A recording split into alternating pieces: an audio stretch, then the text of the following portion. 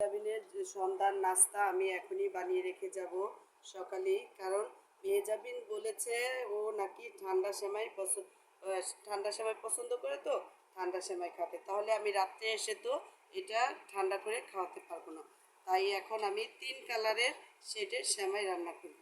এই যে প্রথম আমি সাদা দিলাম,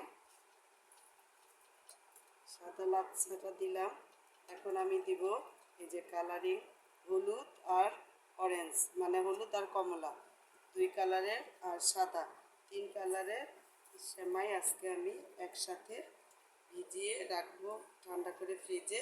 সন্ধ্যায় মেহজাবিন নাস্তা খাবে। এর জন্য আমার মতো কে কে এরকম সকালে সেমাই রান্না করে রাখেন, ঠান্ডা সেমাই কার কার পছন্দ জানাবেন। আমার মেয়ের, আমাদের সবার ঠান্ডা সেমাইটা অনেক পছন্দের। এখন আমি 3 কালারের সেমাই একসাথে রান্না করলাম।